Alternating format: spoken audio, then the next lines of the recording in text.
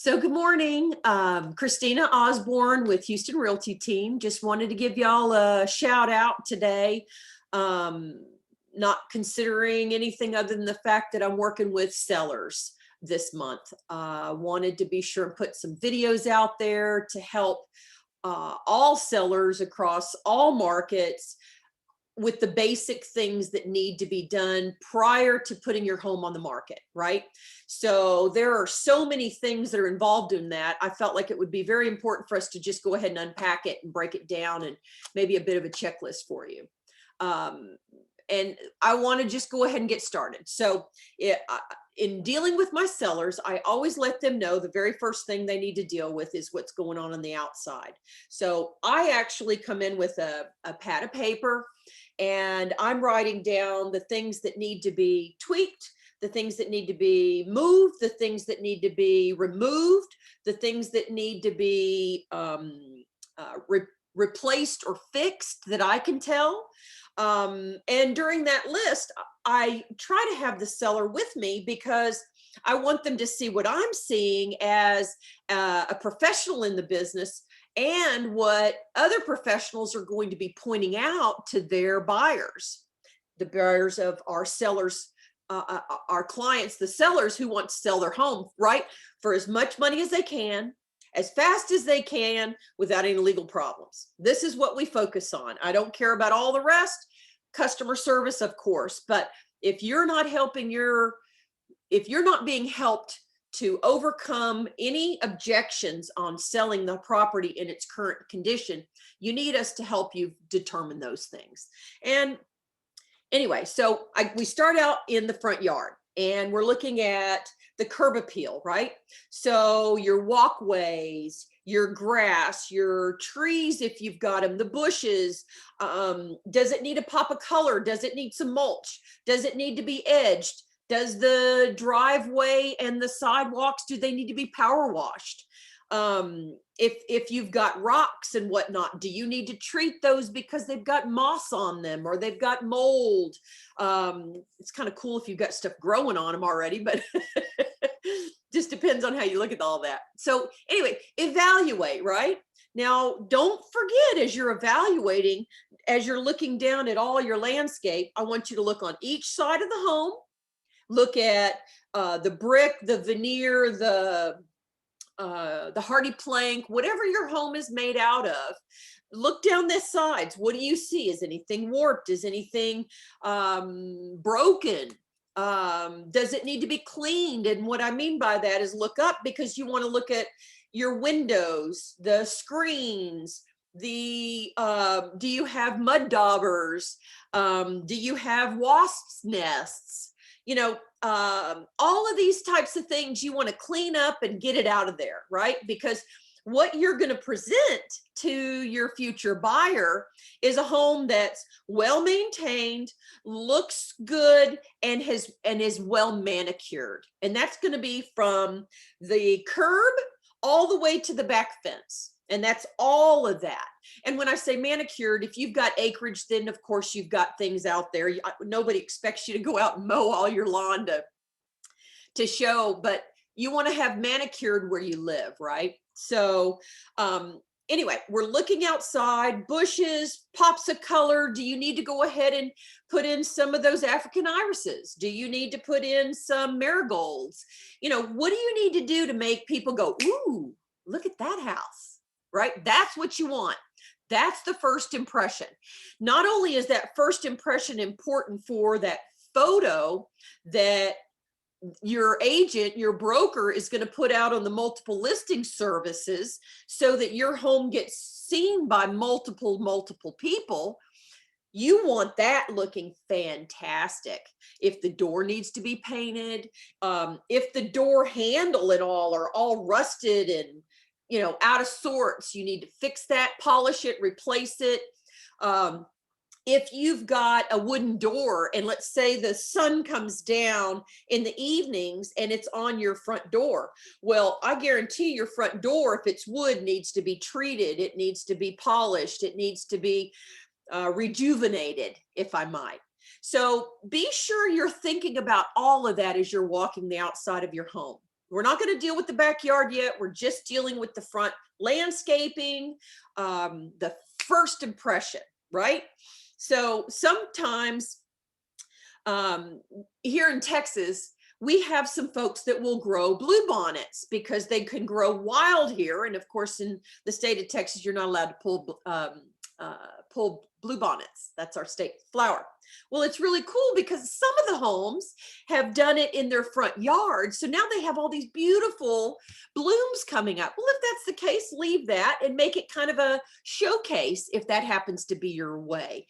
Or if you've got like a beautiful set of daisies that are coming up, something, but give it your pops of color, okay? Now, as we start to walk into the home, I want you to, when you open the door, what does it smell like? Got a little bit of a cold, a lot of cedar going on here right now, but you want to go in and you need somebody to come into your home that hasn't been in your home in a very long time. And that's why most people want their realtors, because we will tell you there's an odor in the home. Most people would never dare to tell you such a thing because nobody would ever want to offend you, right? But in this case, it's going to offend you ultimately because you will not get a buyer. If your home does not smell neutral, and what I mean by that is if you cook spicy food, or if you cook Mexican food, or any of the high spice type foods, or if you've got a cat, let me tell you what, I love my cats, but they are the stinkiest animals that cause big problems in homes. So I'm here to tell you, get with your realtor. We have some solutions to help you rid your home of these cat odors where it will not continue to be a problem. So anyway, that's another reason. There's so many reasons to have a realtor in your life for problem solving. And our job is literally to take the stress off of y'all as much as possible, offer you multiple solution ideas, and then pick out the best that would work for you. Some of us over communicate, some of us under communicate. What's nice is it's all about you. And that's what this video is about. So you want to be sure your landscaping looks phenomenal. You want to be sure your front door looks great. Any windows up front, if it's got any side beauty pieces on it, all that needs to be popping. It needs to look phenomenal for you to get that fantastic first impression. So I know I just went through an F thing there. That was weird. Anyway, so we're inside the house. You're sniffing around for smells. Well, you can't do that yourself. Get your realtor to do that. Don't get your best friend because she's been over there. You need somebody that hasn't been to your home in a long while. But it needs to be somebody that you trust that will tell you the truth. So, smells. The other thing is you want to declutter. So as soon as you walk in the house, remember what you're selling is space. You are selling space and beauty. So you want to draw in your buyer by showing them how much space they have with the beauty and elegance of your style of how you live, right? So you want to declutter. Now look at my back. Some people would say, oh my gosh, that needs to be decluttered. Well, from my perspective, it's a bit of my library. I've got my stuff there. This is my working area. So for me, that's not a big problem because that's on a back wall as people walk in here, right? So you have to kind of know about it in order for you to know about my mess. So if that's the way you're going to do it, fantastic. Make your mess orderly. So I've got an orderly mess. My dog would appreciate that, enjoys an orderly mess as well. Anyway, so you want to declutter. So you want to be sure there's no smell. So you also want to neutralize not only the smell, but your rooms. So you want to be very careful with personal photos. Let me talk to you about what that means. Everybody says, oh, well, I don't worry. People can see my kids. Well, there's a couple of things to consider. One, you don't know who's coming and going into your home. Always they'll be with a realtor who has access to the home. However, you don't always know their intent. So I always recommend take your children photos off the walls. The other reason why I say take all of your family and children photos off the wall is because if somebody knows you, or they think they go to church with you, or you're part of that membership or this membership, what happens, and I've seen this happen over and over, the buyers will leave the house going, oh, so-and-so lives there, blah, blah, blah, but they remember nothing about your home. Your goal was to get them into the home so they would fall in love with your home and write up a phenomenal offer because they are sold. But instead, they're going, hey, I think that's Charlie from church. Or going, hey, I think I golfed with him the other day. I think he's part of, you know, our club, and so on and so forth. Or I went diving with him last year, or. You don't want that to be your problem for not selling the home, because that might have been the perfect buyer. So now this is kind of the statistics in my experience. And that has been, for every 10 showings, depending on your market, for every 10 showings in a buyer's market, you should have at least one offer. In a seller's market, in 10 showings, you should have 2 to 3 or possibly multiple, depending on where you live. Some people, hey, let me tell you, I've had a home on the market before, 6 hours, and we had an over full price offer. Now, let me ask you something. In the middle of all this, did that seller still need me as their realtor? Some sellers would say to you, absolutely not, didn't even need you. All he needed to do was put a sign in the front yard. I'm here to tell you, I've been working with those folks for the past 4 months, getting everything prepared and ready for us to have it on the market so we could get the top dollar, get everything in order so that when we show the house the very first time, you've got the most experienced buyers in most cases, because they're jumping from house to house trying to get into a home before somebody else does.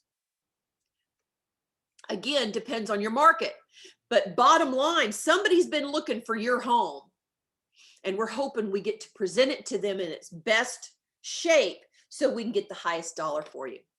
So anyway, okay, so we're walking in, we got the smells gone, and we've decluttered, we've neutralized the walls, but did we neutralize the paint?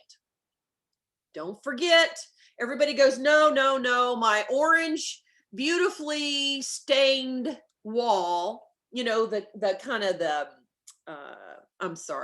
Southwest look. Everybody's going to love that. No, you're wrong. Not everybody loves it. And as a matter of fact, if it's a little bit too far out there, it'll keep them from buying your home. A coat of paint will keep a buyer from buying your home. I know it seems silly, but here's the deal. People are paying big money to buy a home. First-time home buyer, second-time home buyer, multi-million-dollar home buyer. Nobody wants to do any work when they move in. Now, some are prepared based on the market and what they're looking for. They're willing to do a couple of things. And if your home's in that market, your realtor's going to be able to help you with all that. But if it's not, a coat of paint is not a big deal. Don't let a coat of paint keep you from making your home neutral to be able to get you the highest dollar, right? So again, we want to get you the highest dollar in the shortest amount of time without any legal problems. That's our whole thing. Now, I'm not a lawyer, and I don't mean it that way. What I mean is we're going to fill out all the forms, be sure you understand what they are, so that, and disclose, we're going to get to that in a minute, which is about 87% of our real estate lawsuits are because of non-disclosure, but we'll get there. So we went through curb appeal. We went through decluttering the living areas, all of them, including the bathrooms, depersonalizing your space. Now that includes, what about, so here we go, back over here on the wall. I've got a piece of the German wall that came down, and I've got a beautiful heart that was handmade and given to me. So do I take that down or do I leave that for showing? Well, most people don't know what it means. And most people see a heart and they go, oh, okay. And they move on. And that gives them a happy feeling. So I wouldn't worry about removing that, but you'll also notice I've got a neutral color on the walls. Now, if I had, let's say the orange or the red, as I've got on these chairs on the wall, I would say you need to paint. You need to neutralize because that is not everyone's style. Just an idea. Of course, touch up any scuff marks, anything like that. The other thing people forget about, so we're walking through the house, right? Checking all these things. You got to fix loose handles, loose knobs, loose pull drawers, loose cabinets. Ladies and gentlemen, I see more cabinets that need to be screwed down that doesn't take but 5 minutes. Got to get that fixed up. You want to be sure also, if you're not a plant person, you want to add brand new, beautiful plants. Plants are a psychological piece of decor that really makes someone feel good about living there. Not only does it produce fresh oxygen for you, well, fresh oxygen, oxygen, but it also gives people a feeling of, oh, this is a clean, well taken care of, well maintained home, because the plant is alive and well, and they immediately go, oh, and it gives them a sense of joy. I don't know if it's a full sense of joy, but it's a psychological good feel that we want them to have when they come into your home. Don't forget that smell test. I'm here to tell you, it's the hardest thing in the world for people to share with you if your home smells. And most people's homes that smell, the owners don't have a clue. And that's not anything wrong with that. It just is what it is. So the next piece to this, besides the smell test, is clean, clean, clean, clean, clean. We call this Q-tip clean. I got this when I was in a staging class. And she used the word Q-tip clean, and I have used it ever since, because I'm here to tell you, if you can go on top of your computer and go, nothing on top. Oh, see, I had some on my computer over here. If you can do it on the fans, if you can do it on your blinds or your baseboards, on top of your pictures, in the corners, you want everything clean. You want to be able to take a Q-tip and just wipe it around. Now, are you expected to do all this? Well, it's your job to be sure it gets done, right?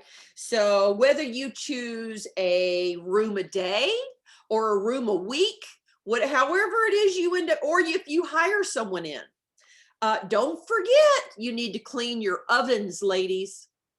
I know that sounds crazy, but I need to tell some folks they need to clean their ovens. And as we move on, because we all know how to clean, we're just going to move on. The other piece I want to share with you is don't forget to hide your valuables.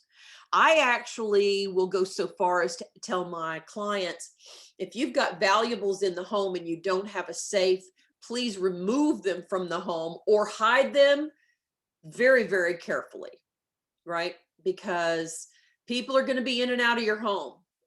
Some clients, depending on, their situation and how they live and the privacy and all that, sometimes I have to be there and show every single time people are in their homes. So, and again, that's a full-time service that we offer because it's the right thing to do. People are coming into your home wanting to look into your drawers, literally, because they're opening up kitchen drawers, bathroom drawers, they're under the cabinets. Again, you're selling space. Space is the key. So the last piece to this is consider staging. you know, part of what we offer is going in and helping you. I've even spent a couple of days helping someone stage their home because that's what was needed in order to get the highest value in the shortest amount of time. We'll get into disclosures next time, but I did want to give you a quick rundown. And just so you know, part of our association is realtors. And I really would suggest, when you deal with finding the right realtor, the right broker, that you are confirming these people are full-time, part of the National Association of Realtors, part of the Texas Association of Realtors, and part of the Houston Association of Realtors. Because as a realtor, we're held to a higher standard, and that does a lot for sellers, and it does a lot for buyers. It keeps everyone in a higher ethical standard. And with that, call us anytime. I'm never too busy for any of your referrals. I love what I do. My name's Christina Osborne, HoustonRealtyTeam.com, and 281-793-5193. Give me a call anytime. Real estate related. Looking forward to hearing from you. Bye.